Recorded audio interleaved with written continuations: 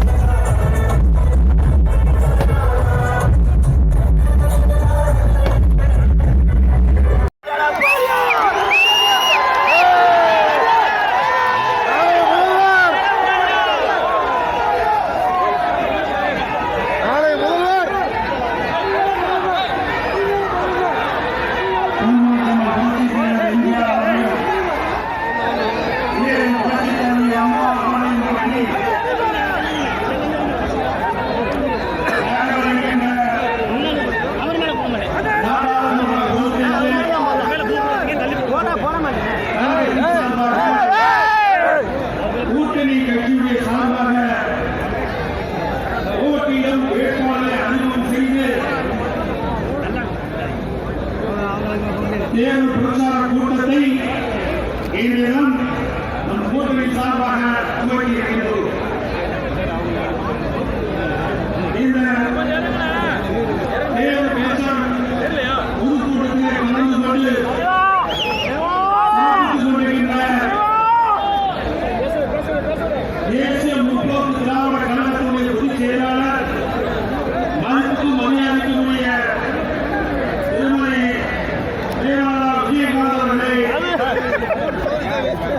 நிகழ்ச்சியை கலந்து கொண்டு சிறப்பித்துக் கொண்டிருக்கின்ற கழகத்துடைய அமைச்சர்களே, துணை பொதுச் செயலாளர்களே, பொருளாளர்களே, தலைமை செயலாளர்களே, அமைப்பு செயலாளர்களே, கழகத்திலே பல்வேறு பொறுப்புகளில் இருக்கின்ற நிர்வாகிகளே, நிகழ்ச்சியை கலந்து கொண்டு சிறப்பித்துக் கொண்டிருக்கின்ற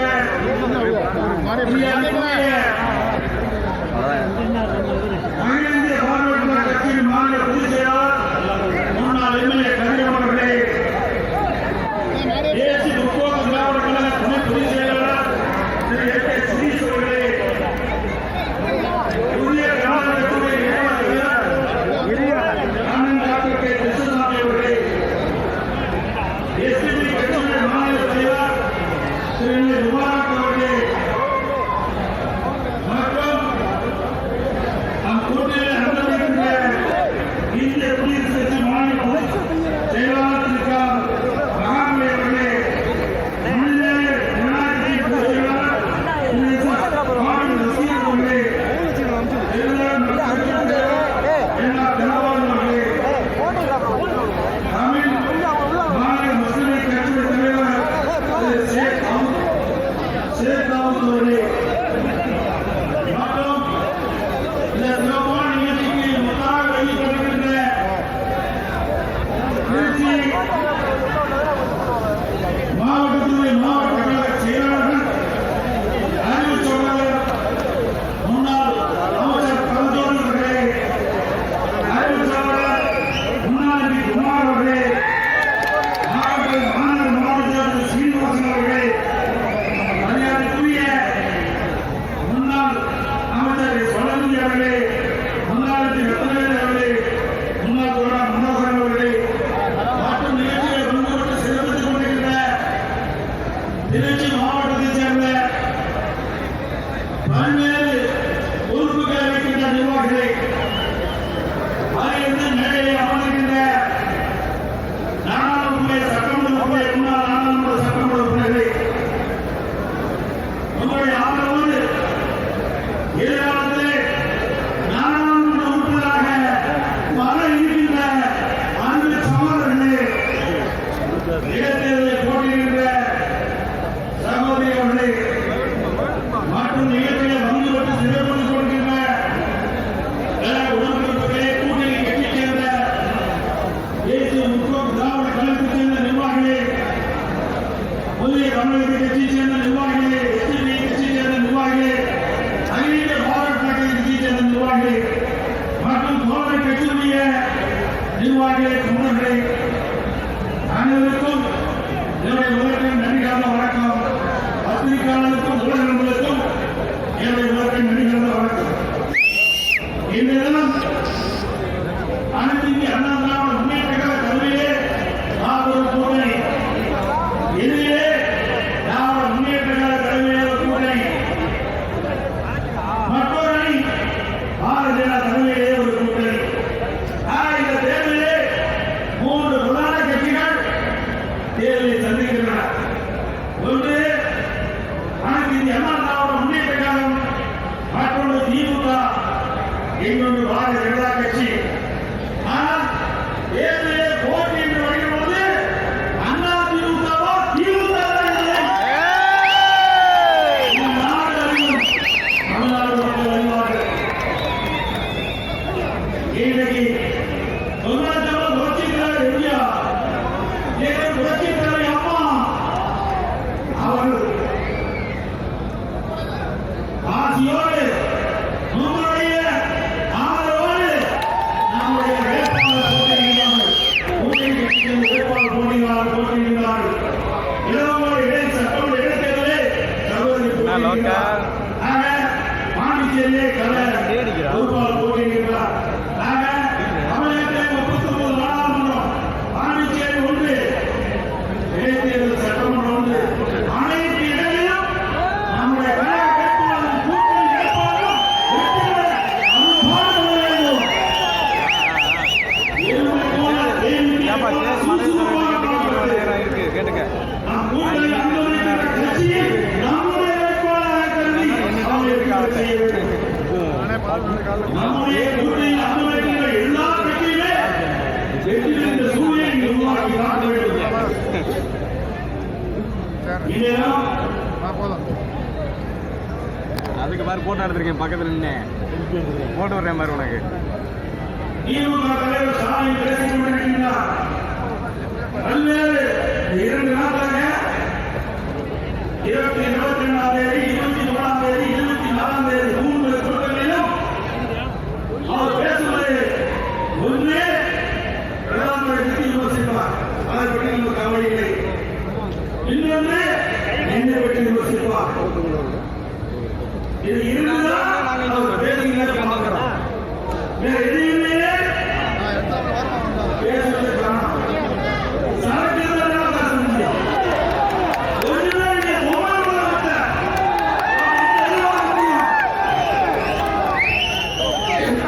அவர் பேசுறாரு.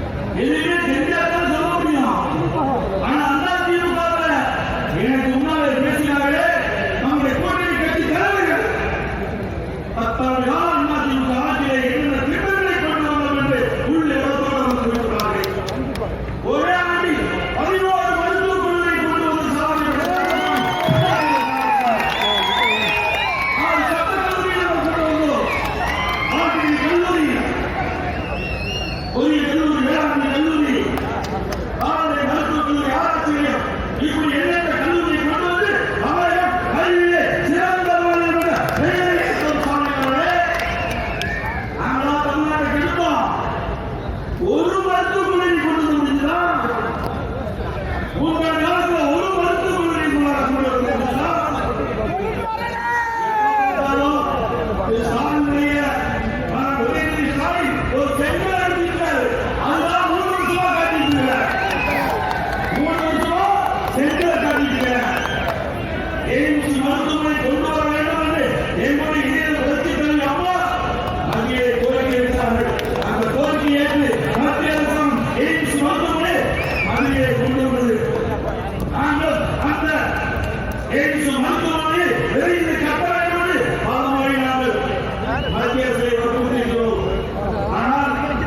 நீங்கள் என்ன செய்தீர்கள்? இந்த செங்கலை நாடாளுமன்றத்தில் காட்ட வேண்டும். ரோட்டில் காட்டி விரோதிகள் அதெல்லாம் என்ன பயன்? விளம்பரத்திற்காக செங்கலை காட்டி காட்டலாம். மாத்தப்பா கதையை மாற்று. இதே காட்டிட்டு 38 நாடாளுமன்ற உங்களுக்கு வந்தாங்க. 2019 திமுக கூட்டணி கட்சி சேர்ந்த 38 நாடாளுமன்ற உங்களுக்கு வாய்ப்பை தந்தார்கள். இந்த செங்கலை கொண்டு போய் அங்க காட்ட வேண்டியதான 38 பேரும் நாடாளுமன்றத்தை காட்டி நீதி பெற்று அந்த எய்ம்ஸ் மருத்துவமனை கட்டிடலாம். இல்ல தில்லு திராணி தெருவு இல்ல கேட்க வேண்டிய நாடாளுமன்றம். அதுக்காகத்தான் திமுக கூட்டணி கட்சி சேர்ந்தவரை தேர்ந்தெடுத்து தமிழ்நாட்டு மக்கள் நாடாளுமன்றத்துக்கு அனுப்பி வச்சிருக்காங்க. அந்த பிஞ்ச தேய்ச்சிட்டு வாய் மூடி மனு சாத்திட்டு இங்க வந்து செங்கலை தூக்கிட்டு உண்மையிலேயே எய்ம்ஸ் மருத்துவமனை மதுரையிலே விரைந்து கட்ட வேண்டும். அதற்கு தேவையான நீதி பெற வேண்டும் என்றால் நாடாளுமன்றத்திலே கொண்டு வர வேண்டும். அழுத்தம் கொடுக்க வேண்டும். நாடாளுமன்றத்திலே ஒத்துழைக்கிற அளவிற்கு 38 நாடாளுமன்றத்திலே இருந்தார். செய்யல. அது துணிவில்ல. திராணி இல்ல.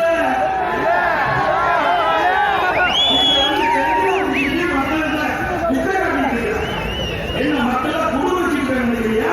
ஏமாத்திட்டு தமிழ்நாட்டு மக்கள் அறிவாளிகள். தமிழ்நாட்டு மக்கள் நம்பமானவர்கள். நீ சொன்னதெல்லாம் நம்பருக்கு தயாரா இல்ல. எனக்கு முன்னாலே சொன்னாங்க. நீங்க கூட நீட் தேர்வை பத்தி சொன்னாங்க. இப்போ நீட் தேர்வு வந்துட்டா நீட் யார் கொண்டு வந்தது? உங்களுக்கு தெற்கு திராணி இருந்தா நேரடியா நான் மைக்கு பிடிக்கிறேன். நீங்க மைக்கு பிடி பேசு.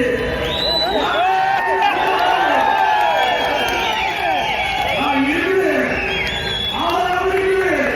நோட்டிபிகேஷன் எஸ்சிஐ இந்தியா 2010 டிசம்பர் 21ஆம் தேதி மத்திய அரசு வெளியிடுறாங்க. அப்ப மத்தியில காங்கிரஸ் ஆட்சி. திமுக இணை அமைச்சர் நாமக்கல் காந்தி செல்வன் என்றார்.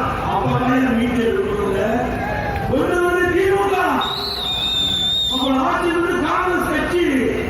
2 பேரும் மாறி மாறி பொய்ய பேசி மக்களை ஏமாற்றுகின்ற கட்சி திராவிட மாடல் கட்சி என்று சொல்கின்ற திமுக கட்சி. அதோட இதற்கு பரிகாரம் காண்பதற்காக அரசு பள்ளியில் படிக்கிற மாணவ செல்வங்கள் 7 மாணவர்கள் 40 மாணவர்கள் நகரத்தில் இருக்கின்ற சாதாரண அடிப்படையிலே வாழ்கின்ற மக்களுடைய குழந்தைகள் அரசு பள்ளியிலே 41 சதவீதம் படிக்கின்றது. சுமார் 3,70,000 பேர் அரசு பள்ளியில் படிக்கின்ற மாணவ செல்வங்கள். நான் முதலமைச்சர் காலத்தில் 2017-18 அரசு ஒதுக்கீடு அந்த மருத்துவ கல்வி இடஒதுக்கீடு 3,145 இடங்கள். 3,145 இடங்கள். அதுல அரசு பள்ளியில் படித்த மாணவர்கள் மாணவிக்கு வெறும் 9 இடங்கள் கிடைச்சது. வெறும் 9 இடங்கள் கிடைச்சது. நான் சிந்தித்தேன். எதிர்கட்சி கோரிக்கை வைக்கல, மக்கள் கோரிக்கை வைக்கல. நானும் அரசு பள்ளியில் படித்த மாணவன். சாதாரண பள்ளிக்கூடத்தில் கிராமத்தில் படித்தேன். என் மனைவி கோரிக்கை ஏழை குடும்பத்தில் இருந்த மாணவன் மாணவி நேரம் மருத்துவ கல்வி படிக்கக்கூடாது, மருத்துவ கல்வி படிக்கக்கூடாது. அந்த வாய்ப்பை எப்படி உருவாக்கி தர வேண்டும் என்று என்னுடைய மூத்த ஐஏஎஸ் அதிகாரி கலந்து பேசினேன். சட்ட வல்லுநர் கலந்து பேசினேன். இது ஒரு சட்டத்தை கொண்டு வந்து நிறைவேற்றினால் அந்த வாய்ப்பு அவர்களுக்கு கிடைக்கும் என்று சொன்னார்கள். அதை நாங்கள் செய்தோம். அதன் மூலமாக 7.5 சதவீத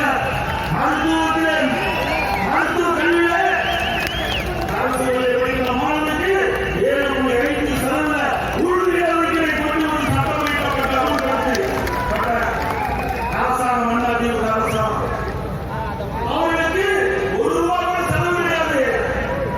அந்த மருத்துவ கல்வி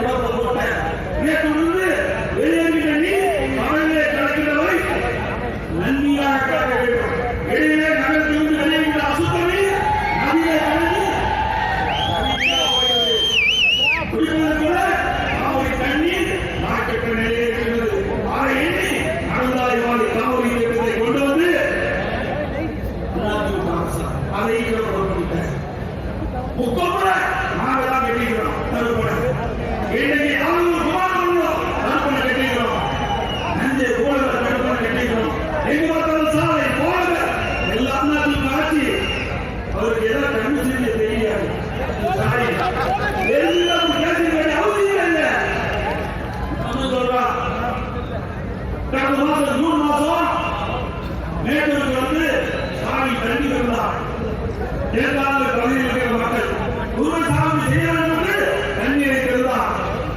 அப்பா மேட்டூர் வேட்டூர் சொன்னார், நானும் டெல்டாக்காரன் என்று வீரவசனம் பேசினார். வீரவசனம் பேசி தண்ணி தந்தீங்க. விவசாயிகள் அதை நம்பி அந்த தேவையான குருசாமி செஞ்சுட்டாங்க. ஆனா இடையில தண்ணி பத்தல. 3 ஏக்கர் தண்ணி இல்லாம காஞ்சி கருகி போச்சு. அந்த காலகட்டத்தில் இந்தியா கூட்டணி அமைக்கிறாங்க. பெங்களூர்ல முதல் கூட்டம் நடக்குது. அதுல சாமி கலந்து போறார். அப்போ அந்த நீர்ப்பாசனத்துறை அமைச்சர் வரவேற்பு போறாரு. சாமிங்க முதலமைச்சர் வரவேற்கிறாங்க. கர்நாடக முதலமைச்சர், கர்நாடக நீர்வளத்துறை அமைச்சரும் கர்நாடக முதலமைச்சர் வரவேற்கிறாங்க. அந்த நேரத்தில் என்னுடைய விவசாயம் என்னை நம்பி, என்னுடைய அரசாங்கத்தை நம்பி என்னை உதவி சாப்பிட்டு செய்திருக்கிறார்கள். ஒரு 10 பீஸ் தண்ணி இங்கிருந்து கொடுக்க வேண்டிய தண்ணி ஒரு 10 பீஸ் தண்ணி நீங்க உங்களுடைய அணையிலிருந்து திறந்துவிட்டா அந்த வேட்பாளர் ஆகிய அந்த தூய் சாலை காப்பாற்ற வேண்டுகோள் வைத்திருந்தார். அவரிடம் அதிகாரம் தான் முக்கியம், நாட்டு மக்கள் முக்கியம் அல்ல. ஆனால் உங்களுடைய சேக்கர் கருதி அந்த விவசாயி அளிக்கின்ற கல்வி இந்த தேர்தலில் தோல்வி சட்டத்தை நேர்மையாக செஞ்சு அந்த விவசாயி உழைத்து அந்த பயிர் நடவு செஞ்சு அவர் கல்வியிலே அந்த பயிர் தாங்கின போது எப்படி துணிந்திருக்கிறார் என்று வெளிப்படுத்த வேண்டும். அதெல்லாம் ஈரம் நிற்க கிடையாது. அது மட்டுமல்ல, அவர்களுக்கு இழப்பீடுதான் முக்கியம். அதுவும் இல்லை. அண்ணாதிமுக ஆட்சி இருக்கிறவரை ஒவ்வொரு ஆண்டும் பயிர் காப்பீட்டு திட்டத்தை குடிசாலைக்கு இழப்பீடு செய்யும். அப்படி ஏதாவது இயற்கை செய்யப்பட்டால், வறட்சியால் பயிர் பாதிக்கப்பட்டால் ஹெக்டருக்கு 84,000 வாங்கி கொடுக்கிறோம். ஆனால் அந்த ஸ்டாலினுடைய ஆட்சியில, திராவிட மாடல் ஆட்சியில புதுமை சாகுபடி பயிருக்கு இந்த பயிர் காப்பீட்டு திட்டத்துல சேர்த்துல அதனால நான் தெரிவித்து வருகிறேன் விவசாயிகளுக்கு. அது கூட விட்டுட்டேன். மாநில பேருக்கு நிவாரணி அது வந்து அதிமுக 20,000 விவசாயிகள் விவசாயத்துக்கு துன்பங்களை துணிக்கிற வேலை எல்லாம் அனுபவிச்சிருக்காங்க. அதனால 20,000 விவசாயிகள் பாதிக்கப்பட்டு கொடுத்தோம். ஆனால் நம்முடைய ஆட்சியில 13,000 ரூபாய் கொடுத்தீங்க. அதுவும் மத்திய அரசு தேசிய பேரிடர் நிவாரணத்தில் 17,000 ரூபாய் கொடுக்க சொல்லுது. இங்க இருக்கிற முதலமைச்சர் 13,000 ரூபாய் கொடுக்கிறார். விவசாயிகளுக்கு இன்னைக்கு பேசிக்கிற போது விவசாயி எடப்பாடி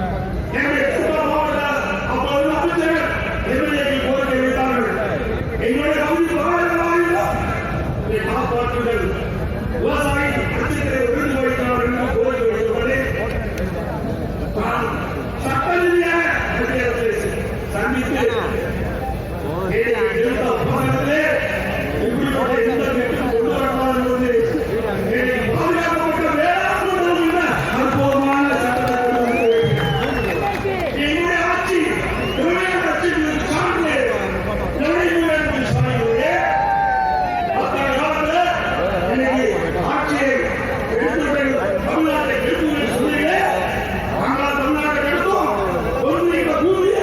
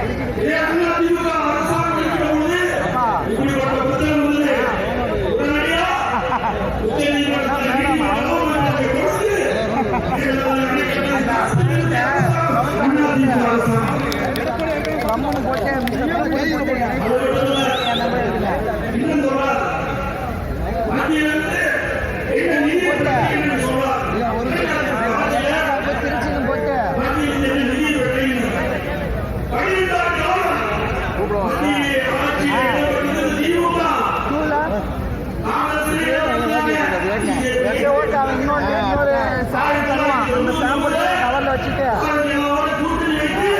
அதை அந்த பையன் போட்டு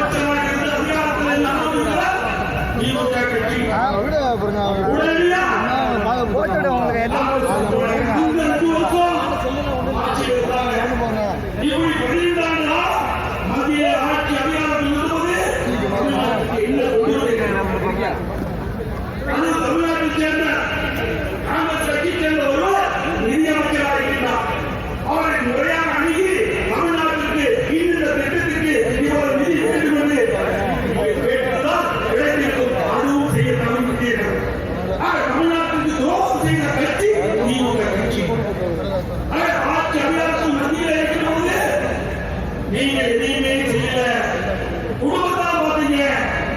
குடும்பத்தில் இருக்கிற உறுப்பினர்கள் அதிகாரத்தை பெற வேண்டும் என்கிறீர்கள். நாட்டு மக்கள்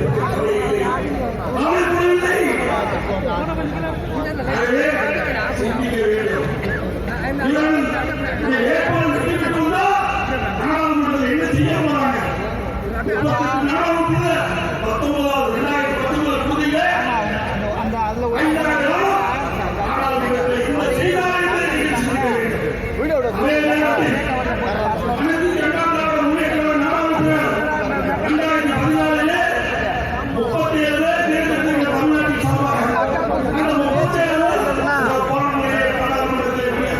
அந்த அக்கா கொடுத்து போனது இன்னொரு பெரிய பிரவுன் கவர் எடுத்து கூறுபட்டு திருச்சி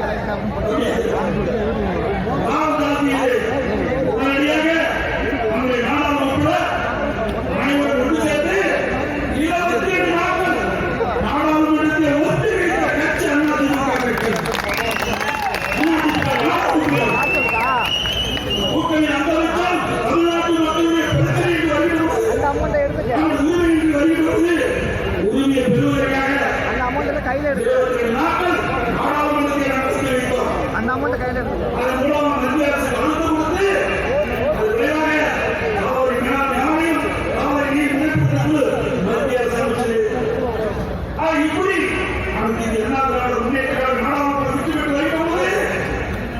இந்த தமிழ்நாட்டு மக்களுடைய உரிமையை காப்போம். தமிழ்நாட்டு மக்களுக்கு தேவையான நிதியை பெறுவோம். தமிழ்நாடு வளர்ச்சி பெறுவதற்கு நாங்கள் அடித்தவாக வருவோம். ஆனால் திமுக அப்படி அல்ல. திமுக அப்படி அல்ல. அது குடும்ப உறுப்பினர் ஆட்சி அதிகாரத்தில் வர வேண்டும் என்பதற்காக குடித்துக் கொண்டிருக்கிற கட்சி திமுக கட்சி. எனக்கு முன்னாலே சொன்னாலே 100 சட்டம் நீதிமன்றத்தில் தூசி தட்டி எடுக்கிறாங்க. எல்லாத்தையும் ரெடியா இருக்குது. யாராவது போவான்னு தெரியல. அதே போல இருக்கிற அமைச்சர் ஊழல் குற்றச்சாட்டிலே தப்பிக்கவே முடியாது. நீதிமன்றத்தில் படிக்க நேரே இறங்கிட்டு அவர்களும் விரைவாக எங்கே போகணுமோ அங்க போவாங்க. அது மட்டும் இல்ல, இங்கே போதை பொருள் சொன்னாங்க. இன்னைக்கு திமுக கட்சியில் அங்க வைக்கின்ற ஒரு நபர் சாதிக் பாஷா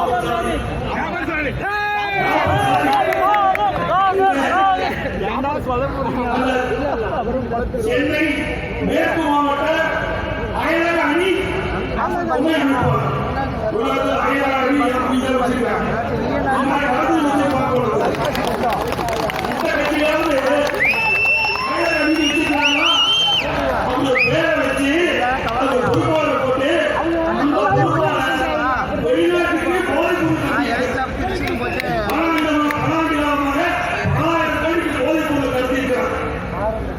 தமிழ்நாடு போதைப்பொருள் மாநிலமாக மாறுகிறது.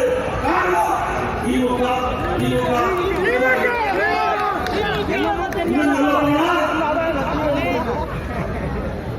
2022-23 மதுரை ஆற்றிலே ஒழுங்கு எடுக்க குறிப்பிட 10-22 இது ஸ்டாலின் சட்டமன்றத்திலே தாக்கல் செய்தது. பள்ளி கல்வியில கல்லூரி கல்வியில கஞ்சா விற்கப்படுகிறது. அது தண்டனை கூட 2138 பேர் கஞ்சா விற்பனை செய்ததாக பள்ளி கல்லூரி கல்வியில 2038 பேர் ஸ்டாலின் வெளியிட்டார். அதில் கைது செய்து 148 பேர் மக்களிடம் எடுத்து போனாங்க. கஞ்சா வச்சாலும் கூட்டம், உட்கார்ந்து கூட்டம், கொண்டு போனாலும் கூட்டம். அப்படி இருக்கிற பொழுது ஸ்டாலினே கொள்கைகளை குறிப்பிட்டார். 2138 பேர் கஞ்சா வைத்திருக்கிறார். கண்டுபிடிக்க சொன்னா ஏன் கைது பண்ணல? எல்லாம் திமுக கைது பண்ணுது. எங்க போலீஸ் நடக்குது. டிஜிபி இருந்தார், சைலண்ட் கவர்மெண்ட் டிஜிபி இருந்தார். அவர் அப்பா அடிக்கடி சொல்லுவார், அந்த operation O2, O3, O4 open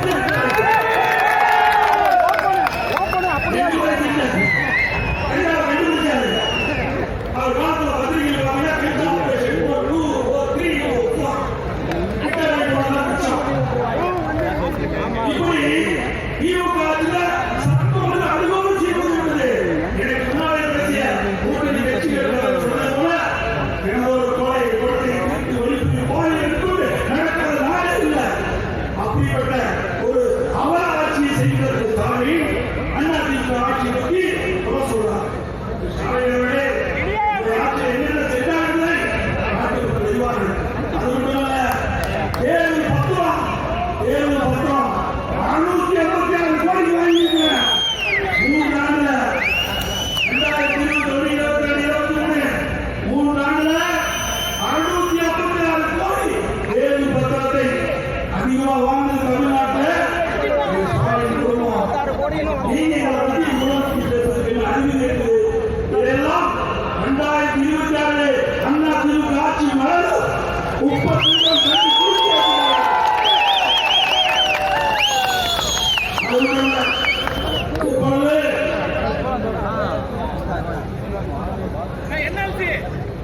Stalin பேசிக் கொண்டிருக்கிறார். அனைத்து இந்திய அண்ணா திராவிட முன்னேற்ற கழக நிர்வாகிகள் கொண்டு கூட்டணி கட்சி சேர்ந்த நிர்வாகி கொண்டு மீது பொய் வழக்கு போடுவதா? தாயாரே, நாங்களாம் பொதுவாக கட்சி உண்மையாக புரட்சித்தலைவர் எம்ஜிஆர் இருக்கும் போதும் எவ்வளோ வழக்குகளை சந்திக்கிறோம். அம்மா இருக்கும் போதும் எவ்வளோ வழக்குகளை சந்திக்கிறோம். எவ்வளவு செழிப்போம். அதை பற்றி கவலையே இல்லை. நாட்டு மக்களுக்கு நன்மை செய்வதுதான் என்ற லட்சியம். அதற்காக எத்தனை தியாகம் நாங்கள் செய்ய தயார்.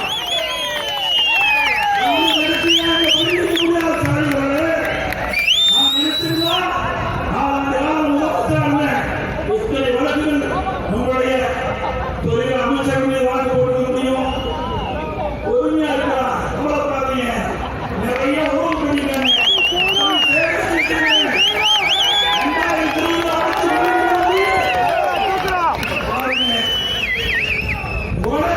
முதலமைச்சர் இன்னும் வழக்கு போட்டு விரட்டி பார்த்தா உச்சநீதிமன்றத்துக்கு போய் நீ உயர்நீதிமன்றம் வந்து வழக்கு நடத்த அனுமதி வழக்கு போட ஆரம்பி வாபஸ் வாங்க சொன்னார். இல்ல நீதிமன்றத்துல நான் வழக்கு நடத்த சொன்னேன். நான் வழக்கு நடத்த சொன்னேன். வழக்கு நடத்தி நிரபராதி என்று வெளியிட்டிருக்கிற சபையோரே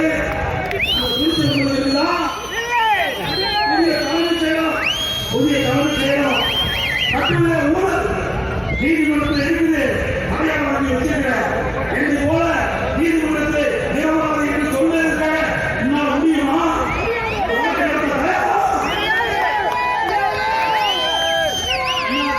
பொறுத்தவரைக்கும் மணியை இளமில்லை வழியை பயமில்லை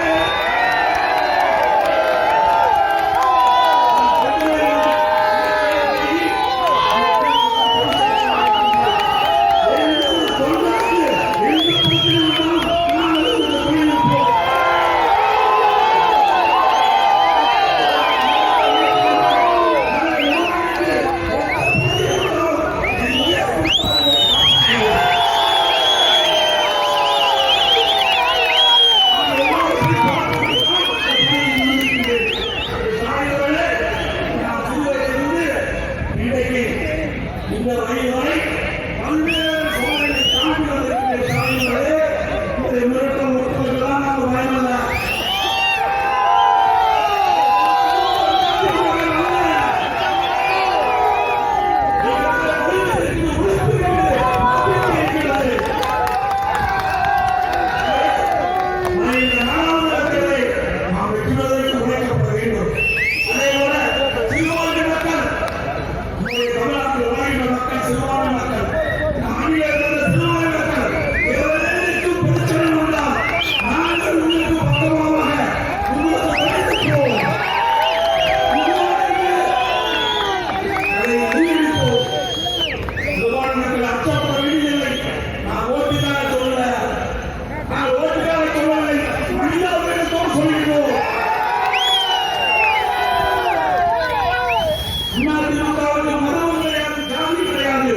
எல்லா மதமும் சமம், எல்லா ஜாதியும் சமம்.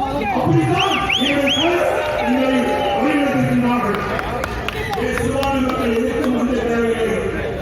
உங்களுக்கு ஒரு பிரச்சனை என்றால் நிச்சயமாக அதிமுக முன்னிற்கும் கூட்டணி கட்சி முன்னிற்கும்.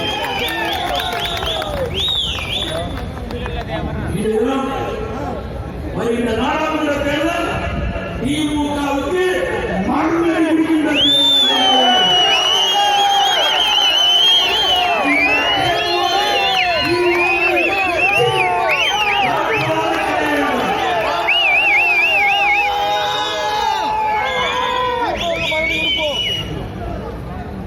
அதேபோல அனைத்து இந்திய அண்ணா திராவிட முன்னேற்ற கழகம் போட்டியிட